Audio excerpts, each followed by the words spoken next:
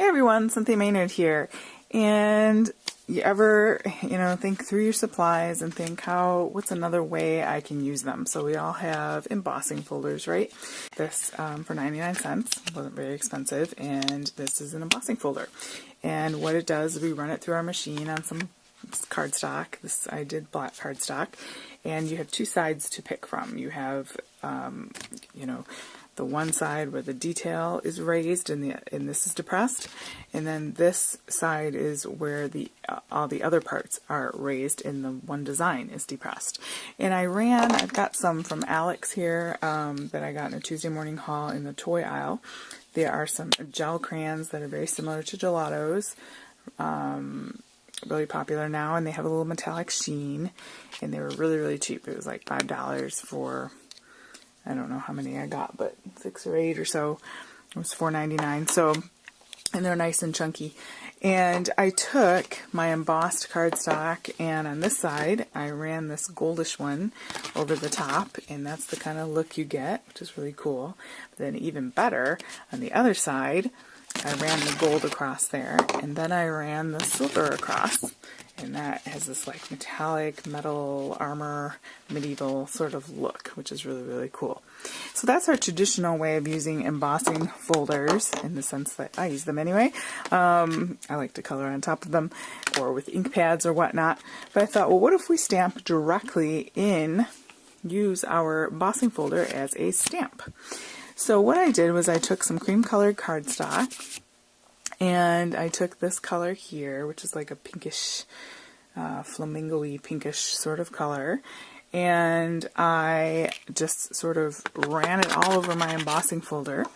I took my water bottle and spritzed it to make it wet, and then I simply put in my cardstock, I shut it, I pressed it down really firmly and rubbed it, opened it, and this was what I got. So that looks kind of cool.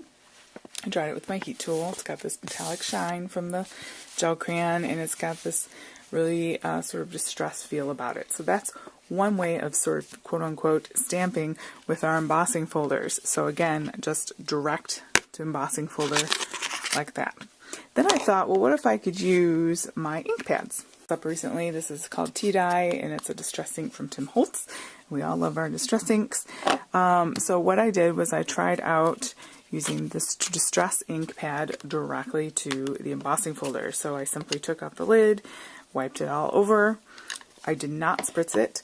I put a piece of cardstock in, just gray, no cream again, cream cardstock in, closed it, rubbed it, and opened it, and this is what I got. So something very, very light. So without spritzing it with water, it still works. You still get this great stamped distressed image, but you'll see the difference when I show you the next one. So there's that. So you're getting a good look at that. Okay. Then I did the exact same thing. Just took my ink pad, put it all over, but this time I spritzed it with my water spritzer and made it wet. I put my cardstock in, closed it, rubbed it, opened it, and this is what I got. So you can see that the difference spritzing it with water made with the exact same application.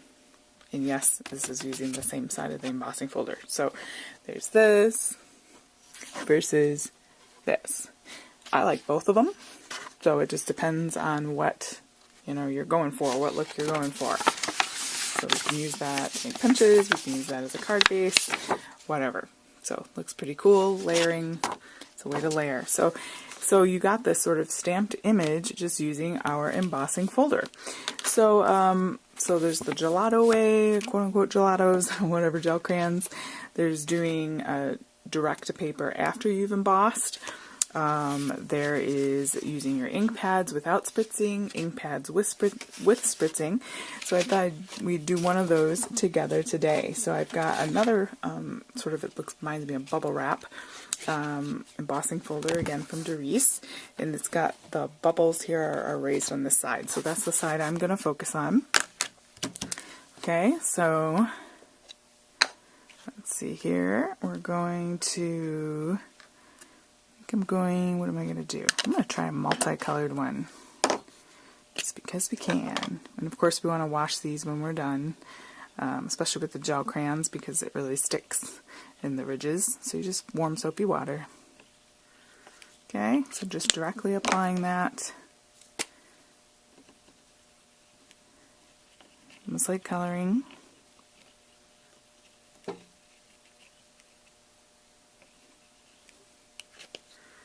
A little spritz. And then we'll stick some cardstock in there.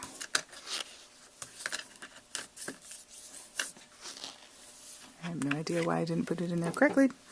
Okay, and I just kind of rub, keeping it still, because we don't want to slide it around, obviously, or smudge our design. And then carefully line that up. And then you get this sort of mild element there. So that's just like stamping. There's a watercolor background there. I'm going to go ahead on top of that. You could wipe it off in between, whatever. I don't mind a little silver and gold mixed in. So, so again, with our stamp, our ink, just like so. A light spritz. You don't want to soak it or you're going to lose some of your design. Stick that in there.